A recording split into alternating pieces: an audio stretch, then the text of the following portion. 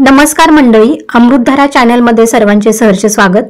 पंचांगानुसार यावर्षी पितृपक्षाची सुरुवात अश्विन महिन्याच्या कृष्ण पक्षातील प्रतिपदेपासून म्हणजेच 8 सप्टेंबर 2025 पासून ते 21 सप्टेंबर 2025 पर्यंत म्हणजे सर्व पितरी अमावस्यापर्यंत असणार आहे। हिंदू धर्मात पितृपक्षाला अत्यंत महत्त्व आहे, कारण या काळात दिवंगत आत्म्याच्या शांतीसाठी श्राद्ध, तर्पण आणि पिंडदान केले जाते। या काळात पूर्वज संतुष्ट होतात आणि त्यांच्या आशीर्वादाने कुटुंबाची प्रगती होते। या काळात पूर्वजांचे आत्मे पृथ्वीवर येऊन आपल्या वंशजाकडून अन्न अर्पण स्वीकारतात, अशी धार्मिक श्रद्धा आहे। पितृपक्षात श्राद्ध केल्याने पितृऋण कमी होते आणि पूर्वजांचे आशीर्वाद, शांती आणि मार्गदर्शन मिळते। या काळात कुटुंबातील सदस्य पूर्वजांप्रती कृतज्ञता व्यक्त करून त्यांच्याप्रती आदरभाव व्यक्त करतात। पितृपक्षात पूर्वजांच्या तिथीनुसार श्राद्ध केले जाते। त्यांना आपल्या पूर्वजांची मृत्यूची तिथी माहीत नाही, त्यांच्यासाठी सर्व पितरी अमावस्येचा दिवस श्राद्ध करण्यासाठी योग्य मानला जातो। या काळात पूजा आणि दानधर्म केल्याने पितरांचा आत्मा शांत होतो आणि त्यांचे आशीर्वाद सुद्धा मिळतात। मंडळी, आपल्या हिंदू धर्मात पितृपक्षाला अतिशय महत्त्व आहे, परंतु या पितृपक्षामध्ये कोणतेही शुभ कार्य केले जात नाही। दरवर्षी भाद्रपद महिन्याच्या पौर्णिमेपासून म्हणजेच गणपती विसर्जनानंतर पितृपक्षाची सुरुवात होते आणि ती अश्विन महिन्याच्या अमावस्येला संपते।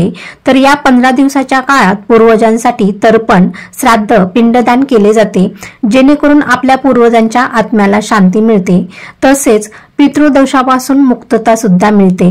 धार्मिक मान्यतेनुसार असं केल्याने पूर्वज प्रसन्न होतात, जेणेकरून आपल्या जीवनात कधीही कोणत्याही गोष्टीची कमतरता भासत नाही आणि त्यामुळेच आपण या पितृपक्षामध्ये आपल्या पितरांच्या तिथीनुसार श्राद्ध, पिंडदान करायचं असतं।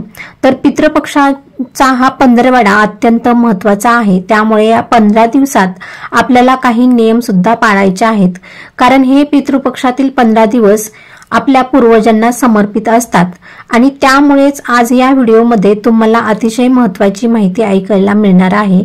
त्यामुळे व्हिडिओ स्किप न करता शेवटपर्यंत पहा। चॅनलवर तुम्ही नवीन असाल तर चॅनलला सबस्क्राईब करा। आपल्या हिंदू धर्मामध्ये पूर्वजांना देवतासारखे मानले जाते आणि म्हणून त्यांना आनंदी ठेवणे हे महत्त्वाचे आहे। धार्मिक मान्यतेनुसार पूर्वज आनंदी असतील तर जीवनात समृद्धी, सुख, संपत्ती येते। जर पूर्वज नाराज असतील तर मात्र व्यक्तीच्या जीवनात सतत संकटे, अडथळे येतात आणि म्हणून पितृपक्षात दररोज तर्पण करावे। तर तर्पण म्हणजे काय, तर पाण्यात दूध आणि तीळ मिसळून दक्षिणेकडे तोंड करून ते अर्पण करायचे असते।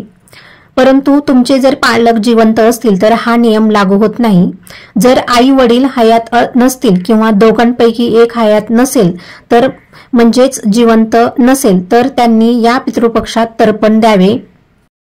तर मंडळी, या पितृपक्षामध्ये या 15 दिवसामध्ये आपल्याला काही नियम पाळायचे आहेत आणि काही गोष्टी टाळायच्या आहेत। तर ते नियम कुठले आहेत, जेणेकरून आपण ते पाळले तर आपल्या पूर्वजांचा आशीर्वाद आपल्याला मिळेल, आपल्याला कुठल्याही गोष्टींची कमतरता पडणार नाही किंवा आपल्याला आपल्या आयुष्यात संकटे येणार नाहीत, ते आता आपण पाहणार आहोत।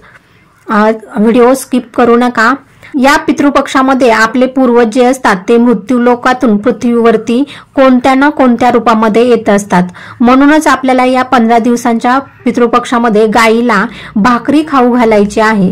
पितृपक्षामध्ये जर भक्तीने गायीला भाकरी किंवा चपाती, गवत खायला घातले तर श्राद्ध कर्माचे फळ मिळते आणि पित्र आहेत ते संतुष्ट होऊन आपल्याला सुखी संसाराचे आशीर्वाद देत असतात।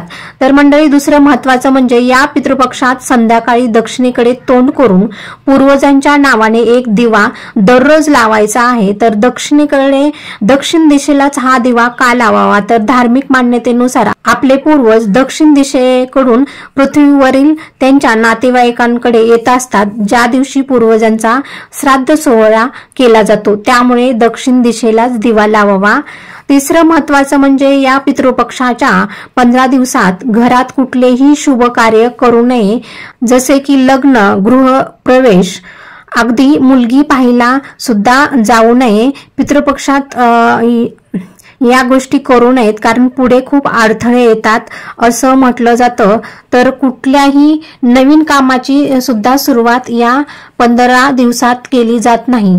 तर मंडळी, दक्षिण दिशेलाच एक दिवा आपल्या पूर्वजांसाठी आवर्जून लावायचा आहे, कारण संध्याकाळी आपल्याला पितरांसाठी दररोज एक दिवा लावला तर पितरांच्या वाटेतील अंधार दूर होतो आणि आपल्या आयुष्यातील सुद्धा अंधार दूर होतो आणि ज्या काही आयुष्यामध्ये आपल्या अडचणी आहेत, अडथळे आहेत, त्या सुद्धा दूर होतात. पितरांचे आशीर्वाद आपल्याला मिळतात. चला, व्हिडिओ आवडला असेल तर व्हिडिओला लाईक करा, कमेंट्स करा. तसेच चॅनलवर नवीन असाल तर चॅनलला सबस्क्राईब करा. भेटूया अशाच माहितीपूर्ण व्हिडिओमध्ये. तोपर्यंत धन्यवाद सर्वांना.